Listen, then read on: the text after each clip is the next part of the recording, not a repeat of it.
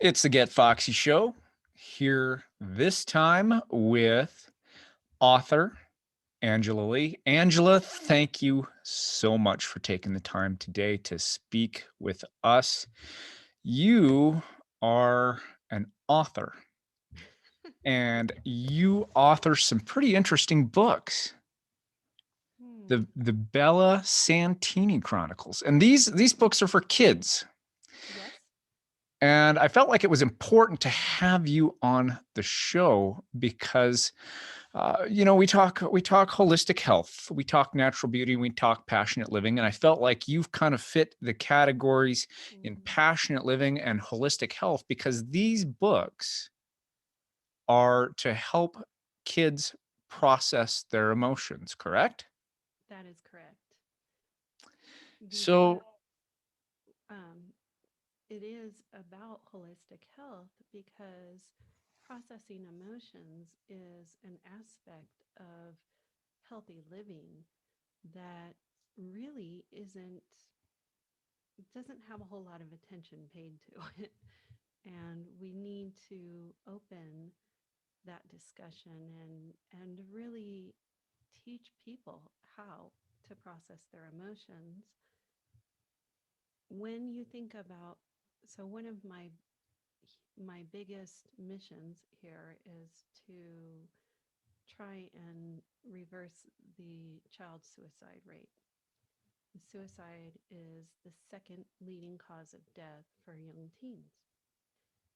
And underneath what the Substance Abuse and Mental Health Agency says are the leading factors, which would be violence in the home, social isolation, mental illness, and substance abuse, everything but mental illness has an underlying factor of emotions that are not being coped with. There's overwhelming emotions if there's violence, there's overwhelming emotions with isolation, and with substance abuse, that is simply an escape from the emotions.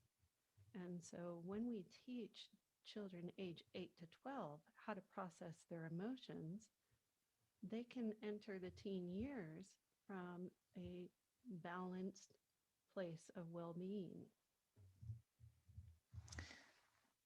I'm curious. What are your qualifications here? Mm. Are you a psychologist? Have you had personal experience through trauma? What's your story? How did these books come about through Um, your experience? yeah, my experience is having lived through several crisis events and living through 32 years of emotional abuse.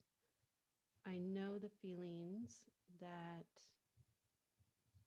people experience when their life is completely upside down. I know how to process the emotions. I know how to rise out of victim mentality, which is another thing taught in my book. And I know that having self-love is an aspect that really wasn't part of my life until the last disaster. So, shall I go into that and let you know what I'm talking about?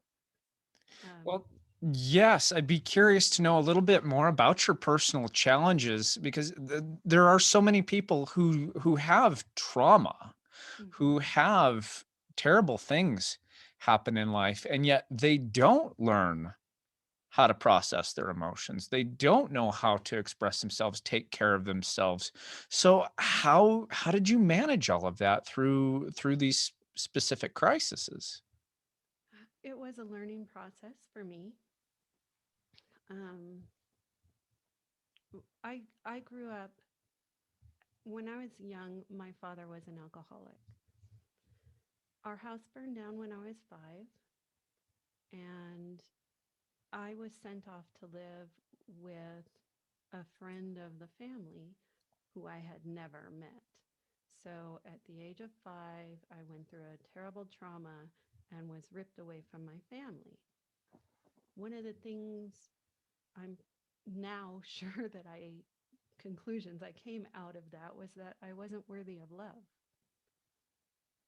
And I grew up, I married a man who was 12 years older than me, and he soon began controlling me, criticizing me as being helpful to me.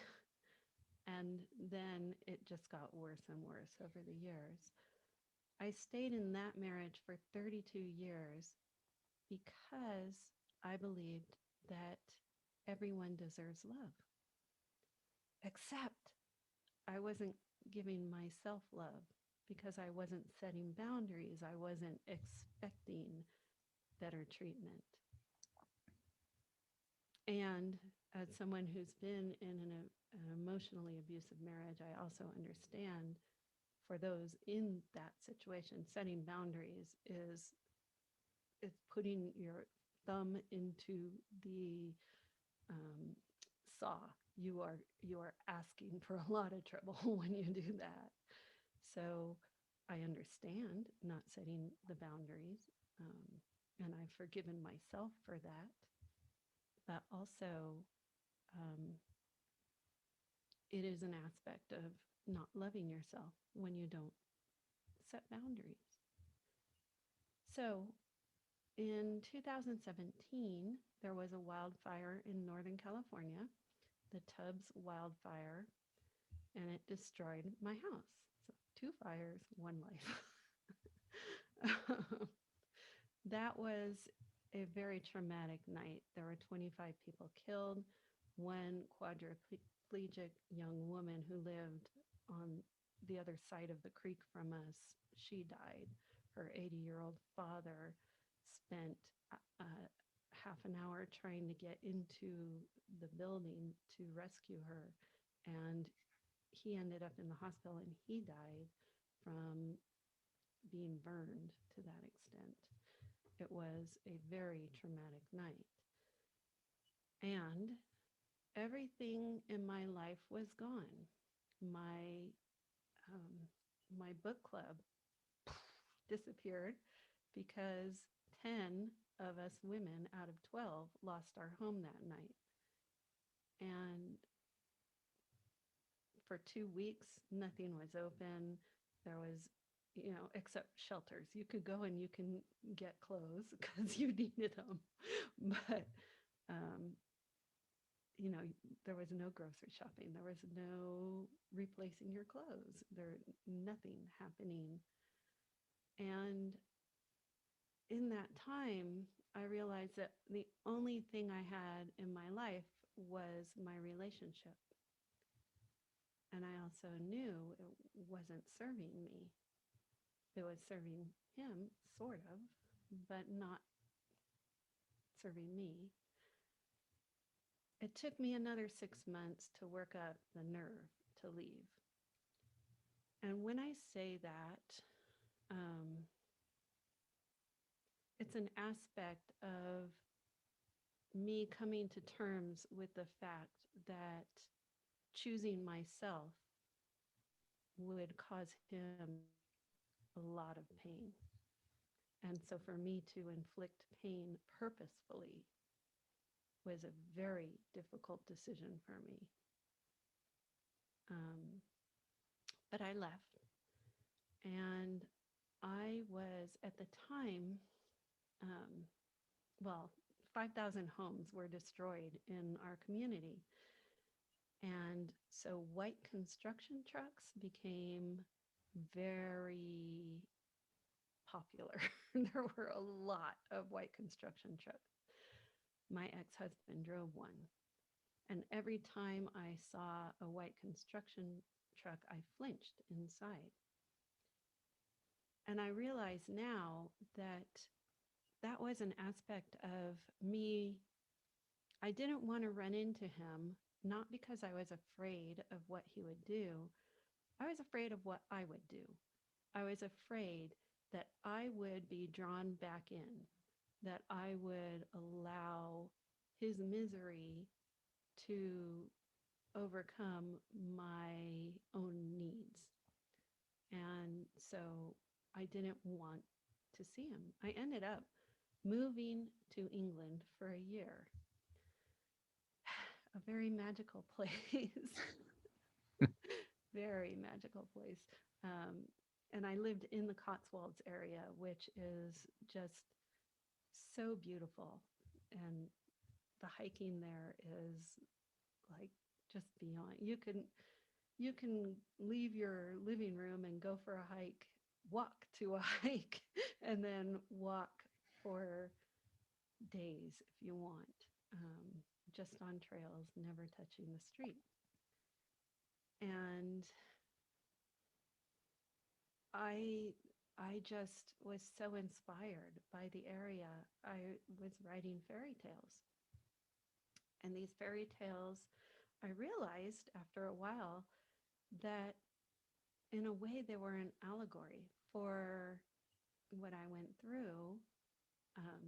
There's a bully in the fairy tales, and the kids need to figure out how to work with that. And there's in book two, there are really kind of scary wraiths, and what they are energy vampire narcissists. And um, yeah, so So the the answer in in the book is love, and that is the answer truly in this world. But sometimes you have to love from afar.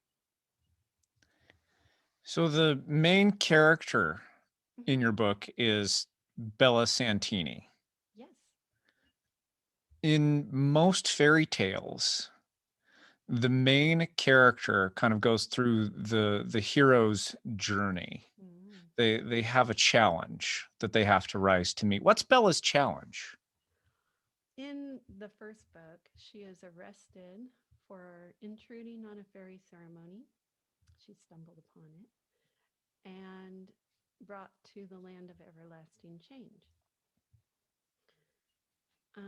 They there's there's evil darkness afoot in that world, and they decide to keep her there until they determine what's going on. Why did she get invited into this ceremony? Um, she must go through some. They put her in a school there, a fairy school, which she's excited about because she wants to learn magic so she can find a way back home. And she must go through challenges in order to be, because this is a special fairy school and they don't just let anybody in. So she has to go through all the same challenges that all the fairies go through. So she has to figure out how to fake magic and cause things to happen. But there's also um, quests that she is sent on. So the first book is all about her and um, achieving these quests. The second book goes more deeply into her heritage and reveals some facts that we don't know in the first book. And This yeah, that book, the second book is Bella Santini in the Troll War. And so there's the background of war and those wraiths that I mentioned, Bella is faced with in the second book. this sounds like the lessons taught in this book can be applicable not just to kids, but possibly to us adults as well. Absolutely. The back of the book, I put book club questions, and they are truly designed for adults to get into deep discussion with their kids about some of the themes running through the book. I also now have added a parent's little parent's guide to kind of explain some of the concepts and a parent's promise to kids and a kid's promise to parents, because what I'm trying to do is get people to understand the importance of processing their feelings. And so if this is to um, change the landscape and and give kids a sense of well-being, then I want to extract a little promise from them that they will process their feelings and that they will seek help if they're unable to cope with their feelings. This is big stuff, Angela. I mean, speaking personally, I mean, having grown up on a cattle ranch in Wyoming in the heart of cowboy culture, I Mm-hmm. mean, we're taught as men to really kind of stuff those emotions down, and really the only emotion we're allowed to express is anger. You And know? as a young girl, I, at the time, kids were taught, boys, you can't cry, and girls, you can't get mad. And so I spent a lot of my life denying the anger in me. And it came out. It's always going to come out. We can't really stuff it. Um, it's just that whether it comes out in healthy ways or not. Um, and so that is actually, both of those statements are in the parent's guide about how much harm this caused to teach children that they can't have the emotions they have. So are you receiving any sort of feedback from your readers or parents of readers I get a regarding how these lot. books have helped? Yeah. So the first book was put on the market in October, and it may be too soon to truly see long-term results from this. And each book helps build on the, I guess, the learning. What I say I do is I plant seeds. And so with each book, I'm planting a few more seeds. And by the time they get to the end of the series and they're reaching their teen years, they should have as much knowledge as I have about how to manage in terrible circumstances. This is such I've already said big stuff. But oh my goodness. I mean, I can't imagine what what a difference in my life that would have made if I'd have read books like this when I was that age. Absolutely. I would have had a different life if I had read a book like this when I was 9 years old. God bless you for going through what you have, and really, you know, establishing that good relationship with yourself. When it comes to relating with others, we really can't have a good relationship until we can start loving ourselves and taking care of ourselves. And then once we're able to do that, it's then that we can begin to relate well with others. And it's So interesting because you're absolutely right. And people think that self love is selfish. So putting myself first, at the time, I thought I was being very selfish. But the reality is, we cannot be all of who we are if we're giving up part of ourself all the time.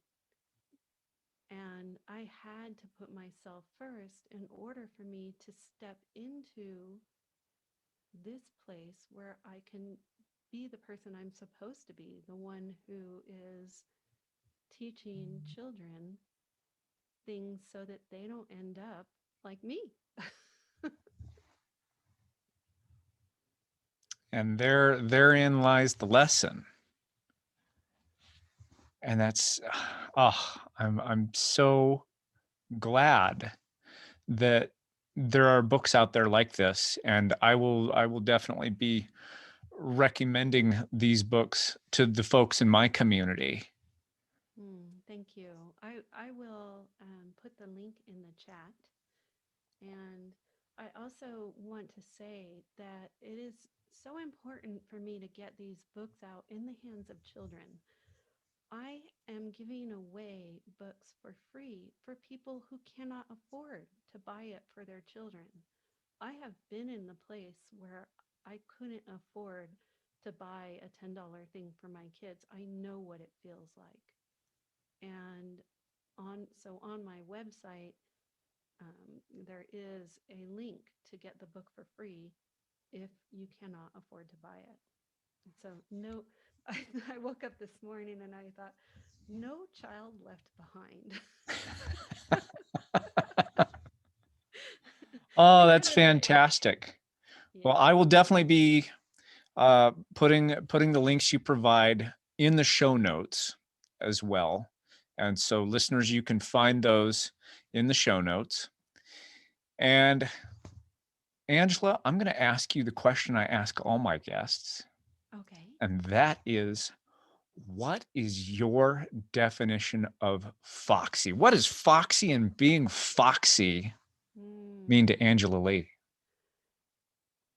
Foxy means cunning, but in a good way. So cunning in a way that is for the good of all and not self-serving. But also there's beauty and radiance there. I mean, have you ever seen, well, I'm sure you have seen a live fox, but if you were in Montana, probably.